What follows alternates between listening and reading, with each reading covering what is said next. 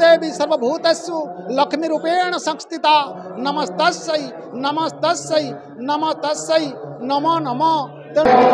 भगवती भद्रकाली जो ओडिशार शक्तिपीठ मध्यरु भद्रक जिलार भगवती भद्रकाली शक्तिपीठ अन्यतम माँ भद्रकाली जो दीपावली उपलक्षे सप्तशती शतचंडी महायज्ञ अनुष्ठित होउछि तथा माँ जो सप्तमातृका बेश अनुष्ठित होउछि। आज महायज्ञर अंतिम तथा पूर्णाहुति दिवस तदुपलक्षे माँ भगवती भद्रकाली महालक्ष्मी बेश धारण करछंती। एही बेशरे भक्त मानक से दर्शन करछंती। ओडिशा तथा ओडिशा बाहरु बहु भक्त मानकर एही बेश देखिबा पई समागम होई उठिछि। अति प्रत्युषरु ब्राह्म मुहूर्तरु आमर सेवायत माने माँकर मंगल आरती करी द्वारफिटा रीति अनुष्ठित करथिले।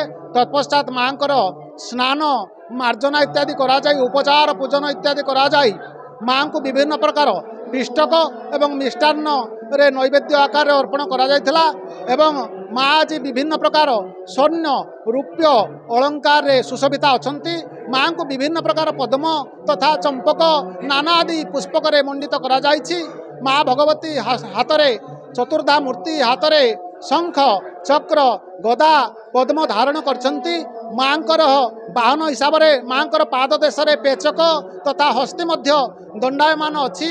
माँकर यही बेश दर्शन कले निश्चित भाव में भक्त मानकर जो जीवन पूर्णता लाभ हेब धन जन गोप लक्ष्मी प्राप्त हेब बोली आमर आशा। चंडी पुराण मध्य वर्णित अच्छी जा देवी सर्वभूतेषु लक्ष्मी रूपेण संस्थिता नमस्तस्यै नमस्तस्यै नमस्तस्यै नमो नमो।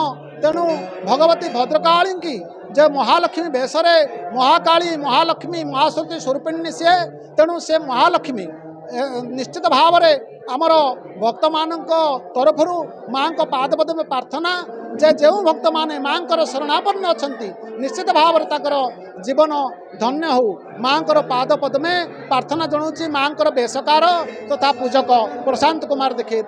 जय माँ जय माँ जय माँ।